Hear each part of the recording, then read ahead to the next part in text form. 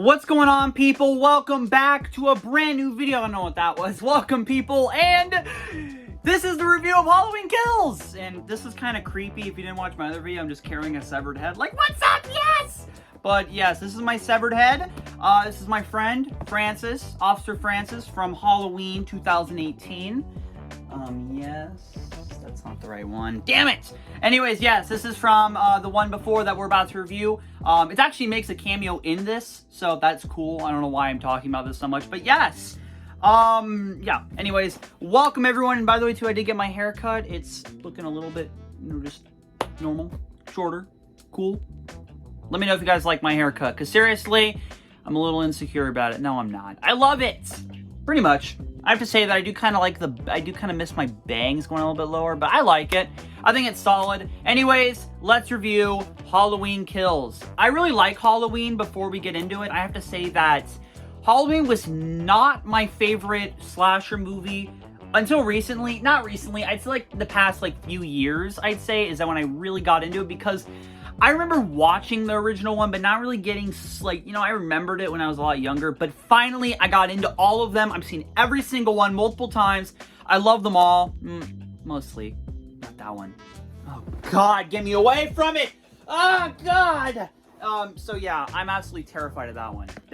Not for the right reasons. So, Halloween 2018, though, I just want to give my quick thoughts. I really liked that one. I thought it was a solid reboot, sort of soft reboot. It basically just had the original Halloween and then this Halloween 2018, and then I thought that was gonna be it, but then we got Halloween Kills, which we're reviewing today.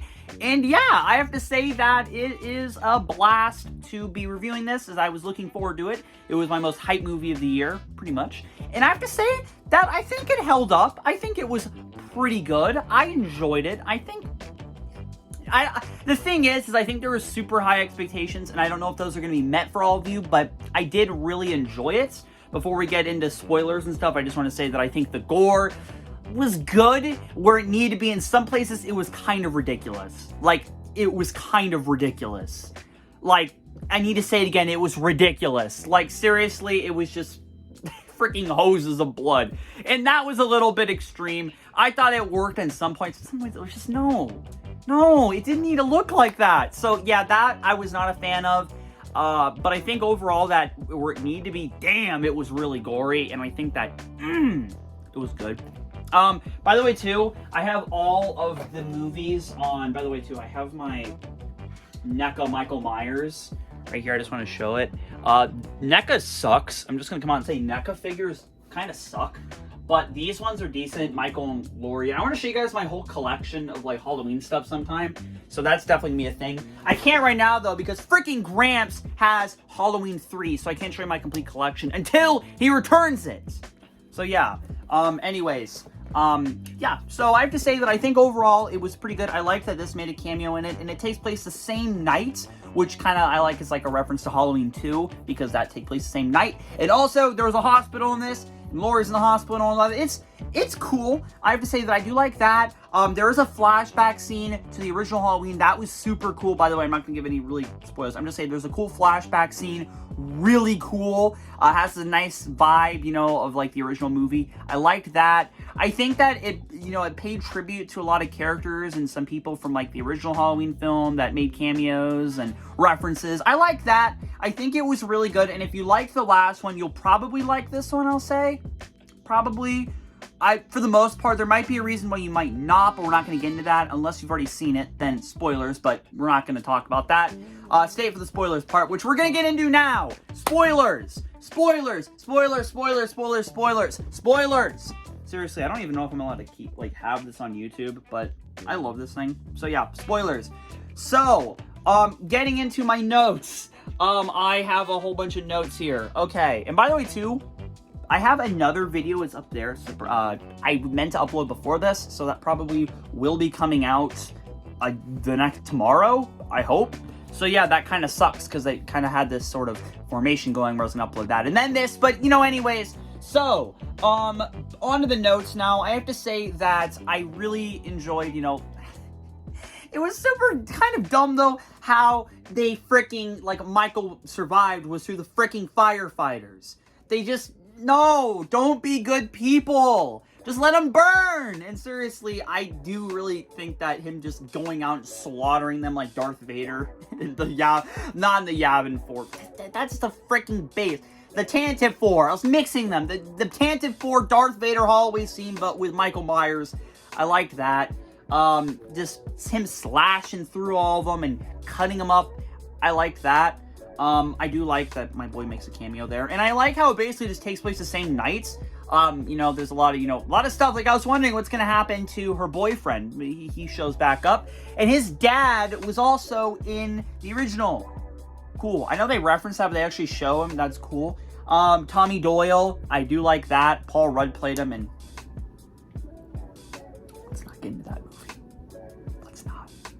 Okay? So yeah, Paul Rudd played him. That was cool. No, it wasn't. No, I'm getting mixed up now. It was okay. No, Tommy Doyle's in the new one now. That was cool. I enjoyed that he came into this one. And now I can talk about the flashback scene. We get to see Dr. Loomis. That was so cool. And oh my God, they did sort of, I don't know if they did like a mix of actor and deepfake, but man, that looked like Loomis. They used, I think, some voice line stuff. It really did look like Loomis. I was freaking out about that. That was the most shocking part of the movie, because nothing else super shocking. I mean, there was a couple parts, but that really shocked me. I was like, oh, that was cool. I do like, they kind of go into more about the cop Hawkins who survived. He got his freaking throat stabbed. He survived. It is his fault that Michael's still alive. He was trying to do the good thing, and he was stopping Loomis from finishing off Michael, and, it's kind of his regret. And I think we're probably going to see him in the sequel, which, again, spoilers. But, yeah, I do think that, that was, I think he did really F up. He killed his partner. He let Michael live. And overall, he really screwed things up, and I think he's going to have to redeem himself now. And I do like that he lived. I thought he was dead, seriously. So I do like the flashback in Dr. Loomis. That was super cool. That was a 10 out of 10 how they showed him. The old cast, by old cast, I put them on those old, like, the characters that were in the original. The nurse, which she was also in Halloween H2O, and they kill her in both. So, yeah. She, it's just so funny. We're gonna get to her. Tommy Doyle, great. Lonnie, which is actually Cameron, what's her name? Laurie's granddaughter's boyfriend, which I guess they're technically still together. That's his dad. That was cool. He's from the original. I didn't know he actually had an encounter with Michael. I know they referenced like his dad and him being friends and all that, but that was cool. Him, the nurse. I'm trying to think if one of the girls, I'm wondering if, I think that was the girl from the original Halloween as well. I think. I'm not 100%. I think. So yeah, they have like some characters and stuff. I'm trying to think now. I'm pretty sure they all get slaughtered. So, I have to say that we also do have some other characters too. Mainly I just want to bring up is literally, this was like 30 seconds in the last one. There's this dude and his girlfriend, and they were getting dressed up to go somewhere, and they were like at the bar or whatever, and yeah, now there are characters. They go off, and basically Tommy's creating this sort of, like Watchmen, like they did in Halloween 4. He's creating this sort of like neighborhood watch sort of thing where they're going to go around and hunt Michael down. And I have to say that it goes okay, but one team, they kind of split in two. One team is this guy and his girlfriend, the nurse, and maybe the girl from Halloween 1, I still can't remember, but her. And yeah, so they go to the park, there's some kids. Yeah. I love how the kids are so calm, like, yeah, some guy's like a pervert and all that. No, it's Michael! Run! So yeah, they run like smart people. The rest of them try to fight Michael. That was pretty cool how they like recreate the original part where like, just like in the original one where like Michael hops on the roof of the car, tries to grab the nurse out. Same thing happens. She got freaking, she did herself dirty by freaking using all the shots and then trying to have this cool monologue and shooting Michael, and she's out of bullets. She's dead. She died. Man, her freaking hair got ripped out too. That was sad. Feel bad for her hair. So yeah, the rest of them pretty much get killed. I think besides the girl, she hides, and like there's this kind of like scene where it's like she's hiding behind a tree by like this bridge and lake, and that was cool. Not lake, like river. That was cool. I did like the kind of, sort of suspense on that.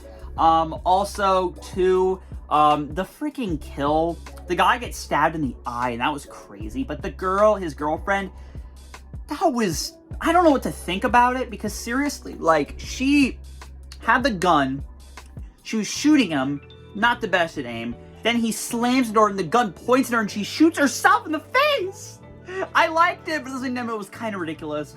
And yeah, I think the gore on that was okay.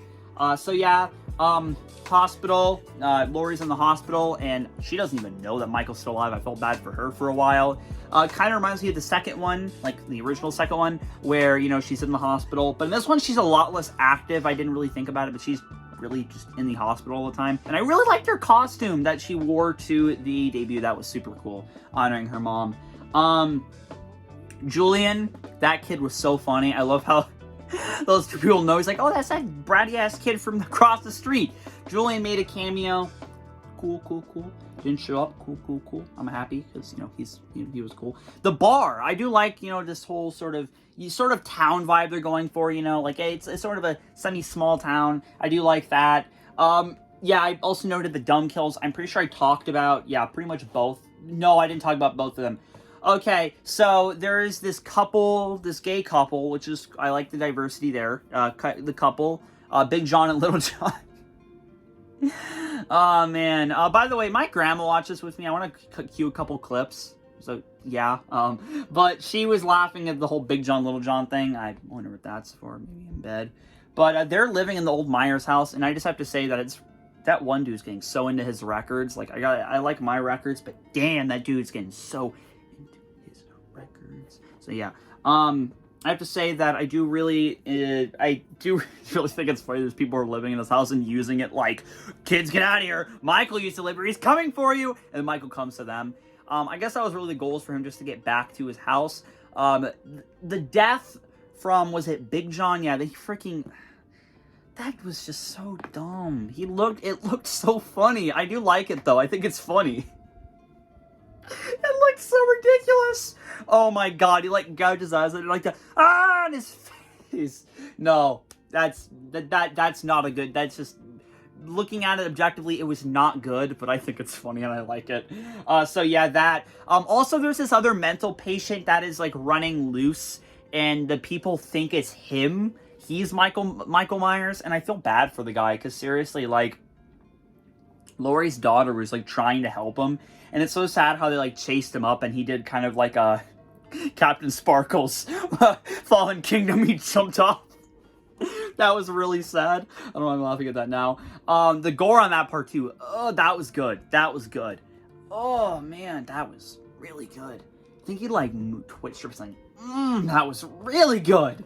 Also, too, cutting this in, the freaking people, like, the mob mentality in the hospital is just crazy. Like, seriously, that poor dude, I know I just said it, but man, that mental patient, I felt bad for me because, seriously, they were just, like, kind of made him probably think himself that he did something wrong when he probably didn't. He was just crazy.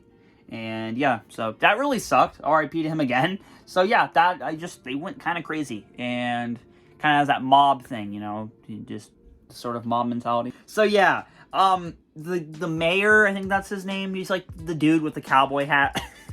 He's there. He's there. He doesn't really, you know, he's there. I don't really have anything to say about him. I do like Hawkins surviving and his huge regret that in this new timeline, he's the reason that Michael's still alive because he stopped Loomis and he also killed his partner, which he kind of downplayed in the last one where he kind of was, you know, seeming more like the guy who stopped and saved the day. No, he really didn't. He's a coward. And I do like that, you know, he has to redeem himself now when there's going to be a sequel, obviously. I do like that. I think that's a really good plot line. The Myers house itself, no, I guess they didn't show the Myers house in the last one, so no. I was about to say something, but no.